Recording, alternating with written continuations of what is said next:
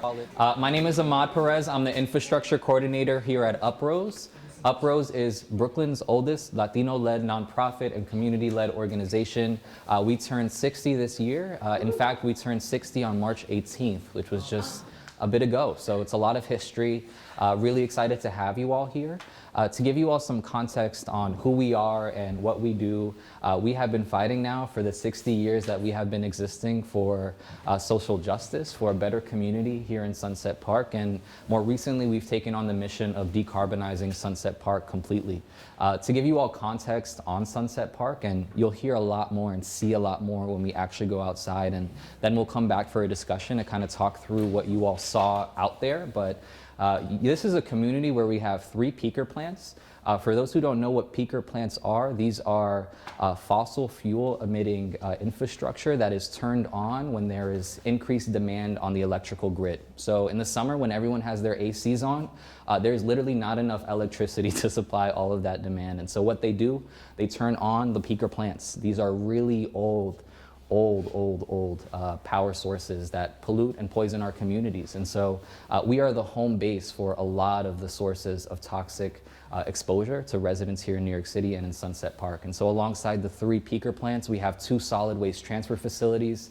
You'll notice the Gowanus Expressway that crisscrosses here through Sunset Park that has over 200,000 cars that go through it every single day and 25,000 trucks. You'll notice Sunset Park really is not that big. We're home to about 130,000 residents.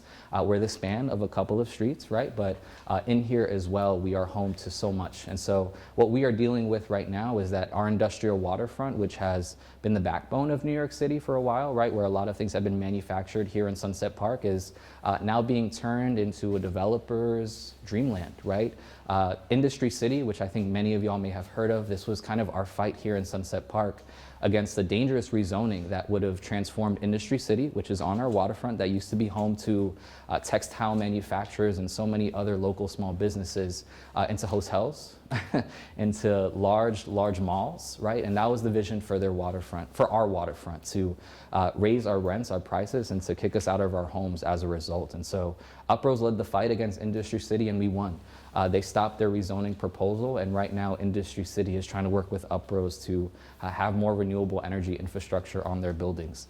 We have been on a mission to really change that dynamic of power from real estate developers and other interests back to the people who live here, the people who maintain this community. And so Industry City was just one example of that fight, and when we go out there, you'll see it as well. But we believe in possibility when it might not seem possible, right? And that sounds something that's crazy to say, but at the Brooklyn Army Terminal as well, this is right now, it's over 200,000 square feet of industrial space that could be used to help really prepare Sunset Park for climate emergencies, right? And instead, just like Industry City, we have another developer coming in under the name of Batworks that is going to be turning Industry City the Brooklyn Army Terminal into a shared WeWork co-working space. And so instead of having an area that could literally be protecting our waterfront and manufacturing for materials that we need in this moment, instead we'll have the rich and wealthy sharing and renting desks on our waterfront. And so I just wanted to give you this context of the fight that we're dealing now with, because as this is all happening, our rents are going through the roof, right? There are folks being displaced out of their homes. And in Sunset Park, that is not like anecdotal, that is real. And you'll see all the things we're talking about here, from not only residential displacement, but small business displacement as well.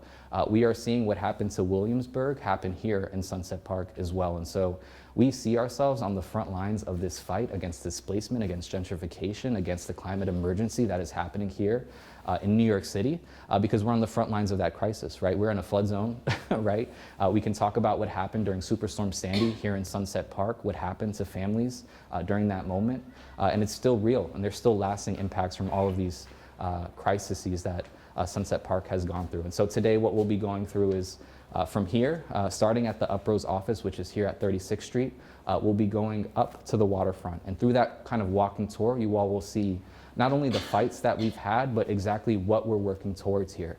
Because one thing that UPROSE is working really strongly on is what's called the Grid 2.0. And so I know you all have heard so many acronyms at this point, and a lot of plans have come your way.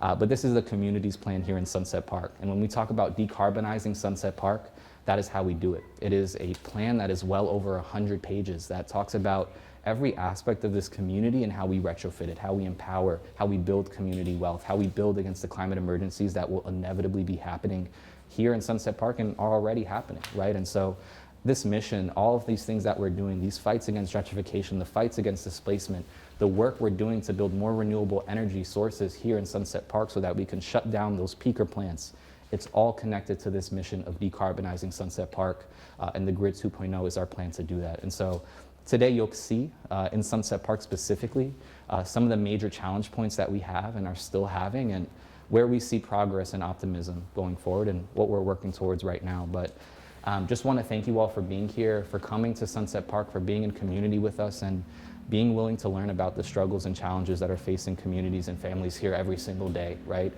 For many of us, this is like a walk, right? That's 45 minutes, but for so many, for over 130,000, this is their lived realities, right? So thank you all for being here.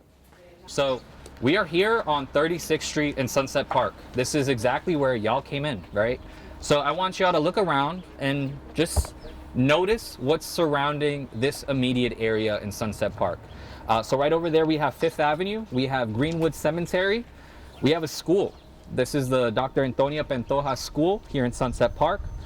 Across the street, you'll notice there are some buses coming in and out.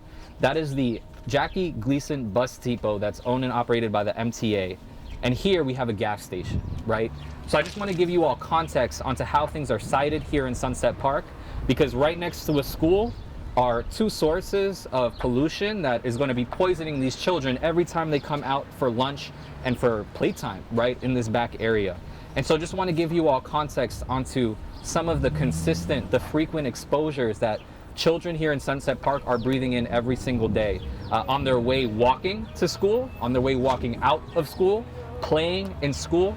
The particulate matter that they are breathing in causes so much harm, and it's the reason why Sunset Park has one of the highest rates for respiratory illnesses like asthma and so forth. And so we are seeing, again, countless buses coming out. There was actually an incident, and so in 2014 there were fumes from this bus depot that was coming out, and it forced the evacuation of several schools in the area. And so this is some of the things that are not as common as peaker plants or as known as peaker plants, but these are some of the sources that continue to poison children here in our community every single day. I want to talk about that because one of the things that UPROSE does is not only call attention to some of these sources of harm and pollution, but we work to do shit about it, right? And so one of the things that you all may have noticed, this Jackie Gleason Bus Depot, where there are countless buses coming in and out that are exposing children to particulate matter into their lungs, right? We are working with the MTA to get solar panels installed on that rooftop so that it can be a mechanism of generating community wealth, so that folks here living in Sunset Park can have lower utility bills through Con Edison, right? And so we are imagining how through harm we build community wealth, we build resilience, we build social cohesion. And so this is just one of the many things I just wanted you all to kind of notice as we go around. This gradient from what is residential to manufacturing is incredibly quick. And so you'll notice you cross one street and you are already by the auto shops. You are already in areas that have heavy manufacturing. And what does that mean for the young lungs who are developing here, the people who have to navigate this community, who have to go buy groceries at the supermarket? And what does that mean for UPROSE and the work that we're doing, right? And so I just wanted to start us off here by grounding this, right? Like UPROSE is turning 60 years old. Some of these sources of particulate matter exposure, of harmful pollution, are decades old and that are continuing to poison people here in Sunset Park every single day, from our children to our elders. And so, please. So the school is new. Yeah. Did UPROSE protest the school being sited here because of that? Yeah, so we had some conversations. We were here after the school was sited here in Sunset Park. And so we were originally on 23rd Street. We were a storefront.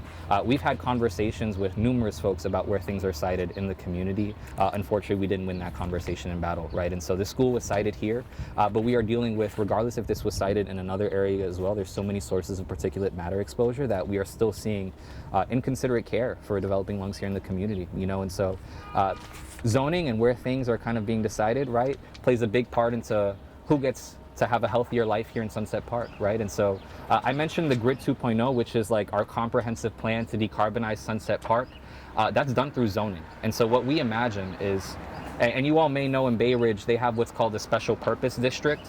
This special purpose district preserves the character, that old feel of Bay Ridge, right?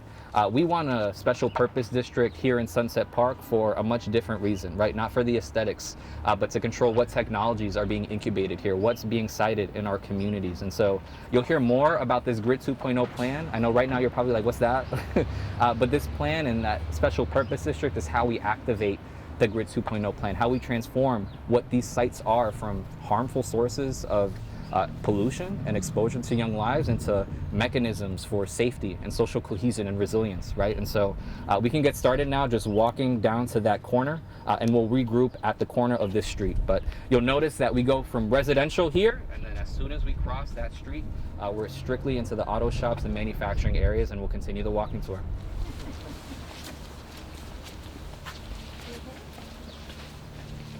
And here we are kind of having to deal with the crumbs that are left over, right? So we are now at 4th Avenue. So we went from 5th Avenue, where you saw the Jackie Gleason bus depot, you saw a school, you saw Greenwood Cemetery, and you walked just down this street on 36th Street to 4th Avenue. And so here you are at the 36th Street subway station, where I'm sure many of you all came in. You'll also see that across 4th Avenue, as you approach 3rd and 2nd, that's where you really enter the M zones, the manufacturing areas here in Sunset Park, the auto shops, the repair shops that literally are the backbone of this community.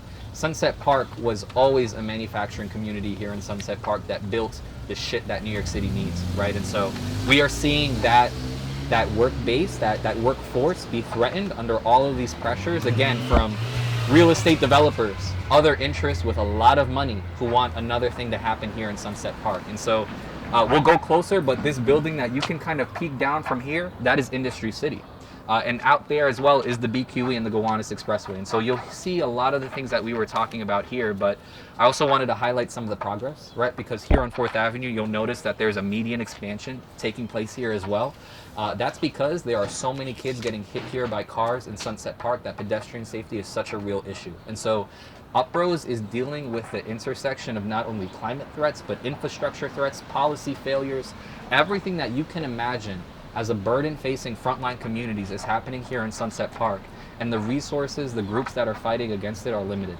But UPROSE has taken such a strong stance and has been working and advocating for changes like this to happen in our community.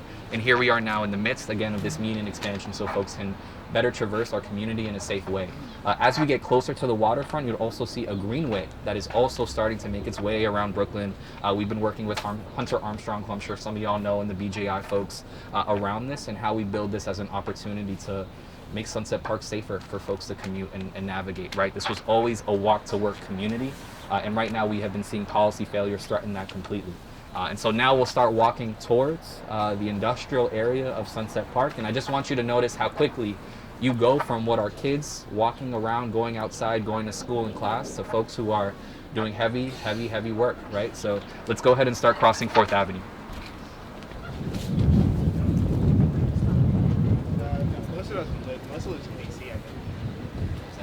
Notice right behind us is a school, right? Just want that to be in your top of mind as you think about, if you were someone who lived in Sunset Park, if you were a child that had to go to class and school, what are the things that you are breathing in on that walk?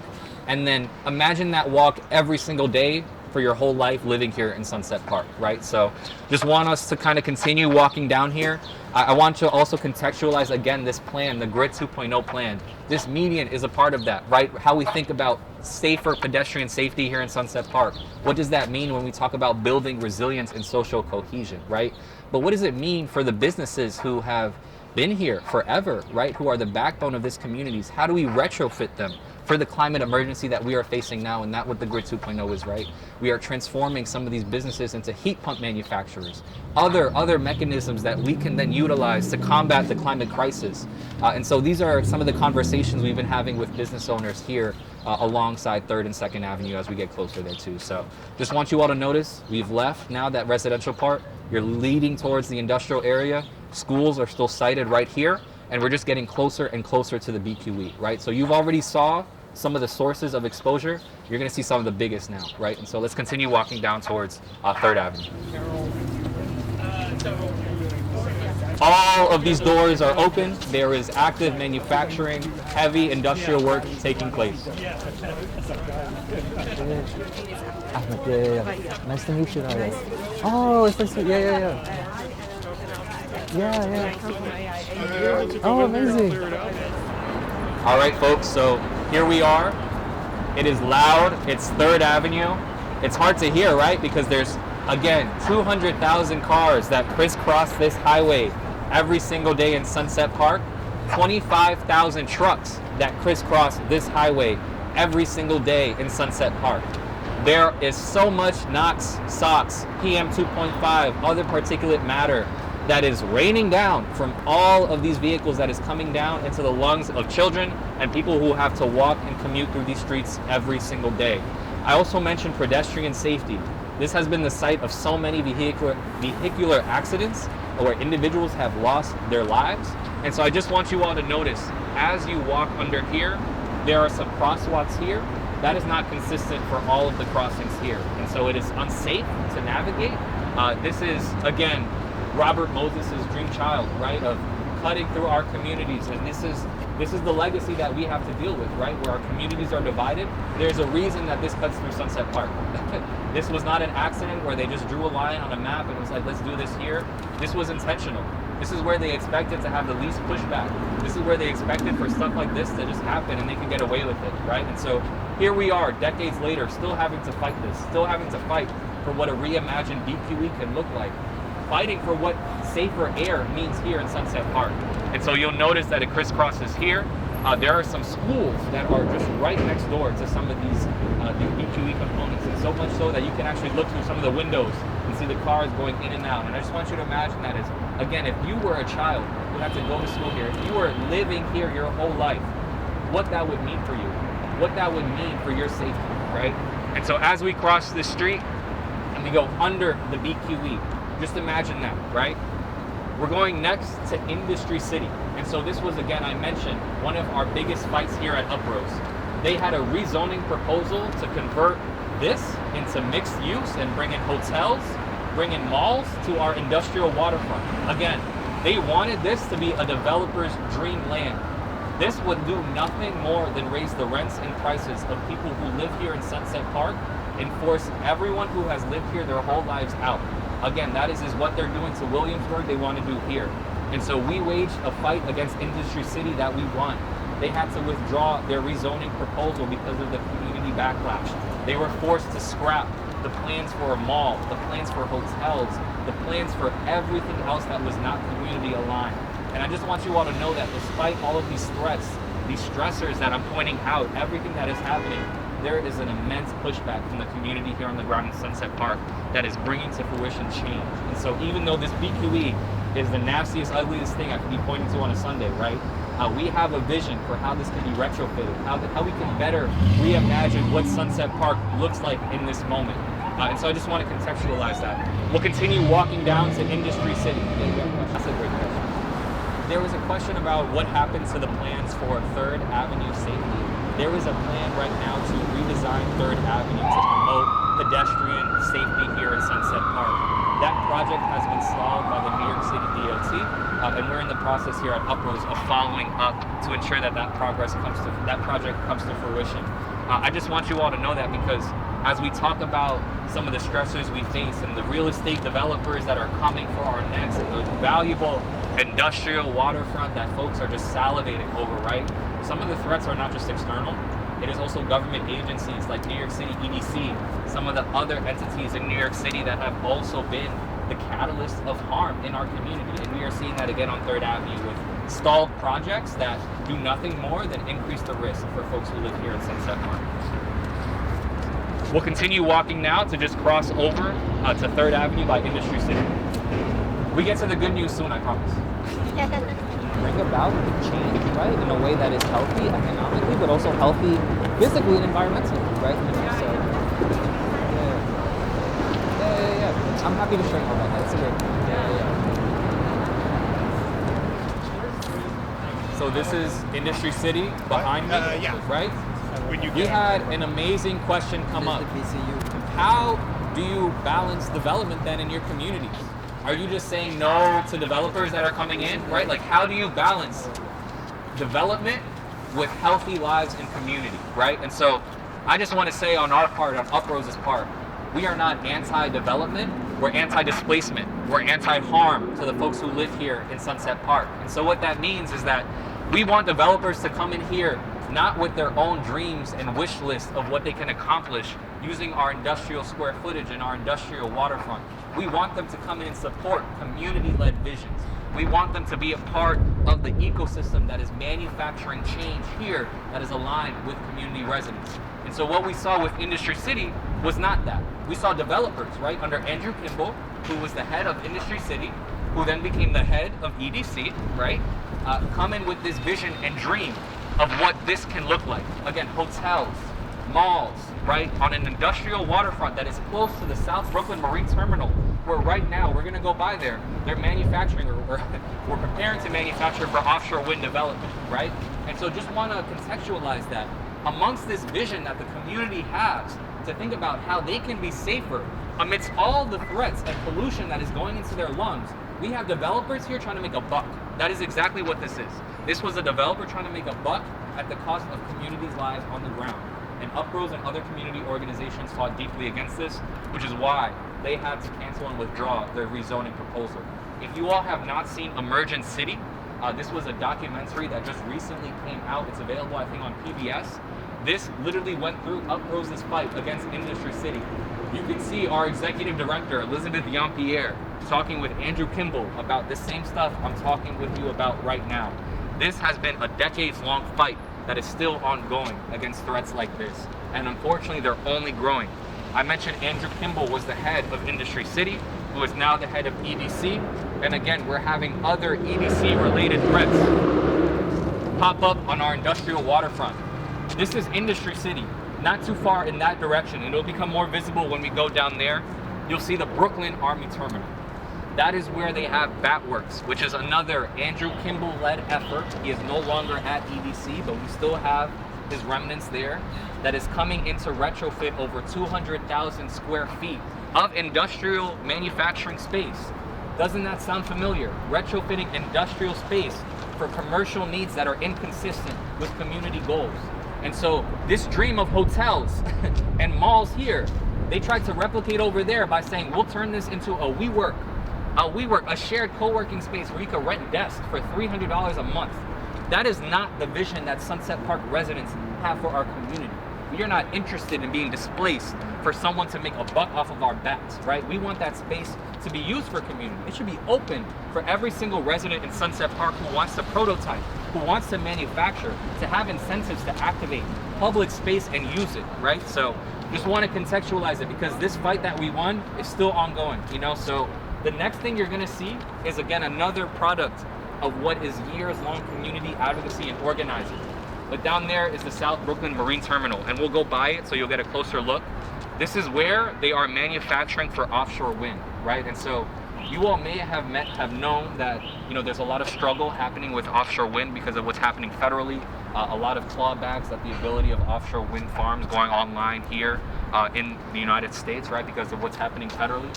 But when this happened, we fought for this to come to Sunset Park. We fought for economic opportunity and wealth generation to come to Sunset Park. For residents here in Sunset Park who were manufacturing to be a part of manufacturing for the future. And so we fought deeply for the jobs being created at that farm to be for Sunset Park residents. We wanted the wealth being generated from that project to flow to Sunset Park residents.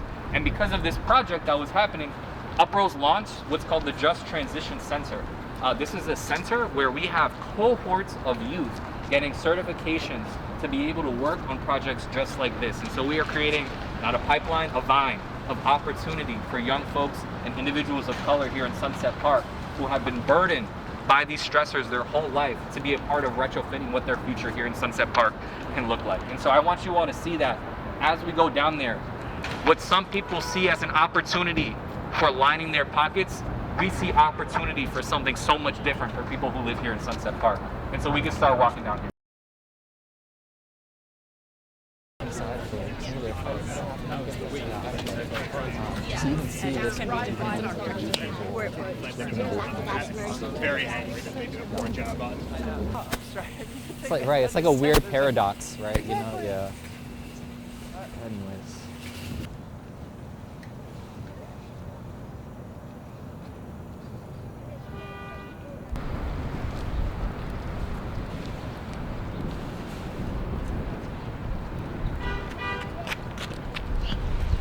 Yeah. 100%, yeah, and it's not even just like, oh, outsider, new. These were entities, the LA Clean Tech Incubator, for example, and the Cambridge Innovation Center. So the Cambridge Innovation Center. Bush Terminal Pierce Park is another example of what it means when community stands together and organizes. This was opened in 2014, and it literally more than doubled the amount of green space available here in Sunset Park for residents. You may have noticed as well that this is pretty isolated. It's hard to get to for regular residents here in Sunset Park. And so what we are doing now is working on more upland connectors so that folks are able to get to this green space a lot more easier.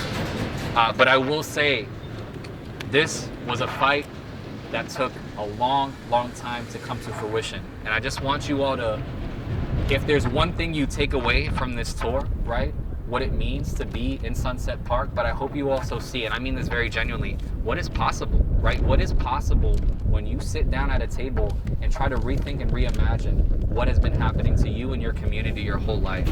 That is literally how UPROSE got started. That is the same fight that we are carrying forward from 60 years ago to today, transforming what are the threats on our waterfront into places of opportunity, right? And so this is another example of that. But I hope you all are also seeing there's a fight for the future of Sunset Park, right? You can see there's a lot of different directions the developments are going, right? From Industry City and the Porsche office to what could have been an opportunity for community wealth generation, right? At the same time we have those Porsche offices, we also have community-owned solar coming online, right? There are competing interests and visions here for the future of Sunset Park, one that centers community health and resilience and environmentally stable future in light of climate threats, and one that focuses on transforming this into an opportunity that is economic and will turn Sunset Park into what is like Williamsburg, right? And so I just hope you all see that struggle in real time, right? You all see from how these buildings look, from the direction of developments and advancements here in Sunset Park, that fight is still ongoing, right? And so as we go into Made Bush Terminal, you all will see this is another EDC opportunity, right, to change what is the waterfront here in Sunset Park. And so there is a dynamic, right, in development from EDC to the private owners to folks that are in the public space, right? But what we have here is public land, right? And so we're focused on using this public land for good. So let's go inside to Bush Terminal Park, and you all can see what is now the biggest addition of green space to Sunset Park since 2014, right? So let's go on in.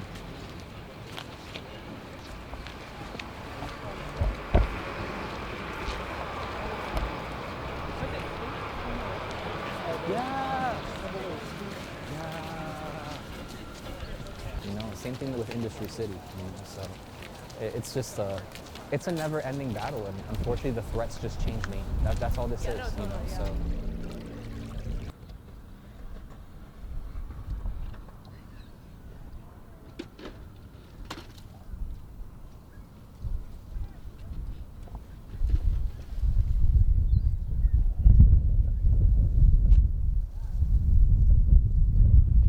Is a physical manifestation of community power, right? And so I just hope you feel that this did not.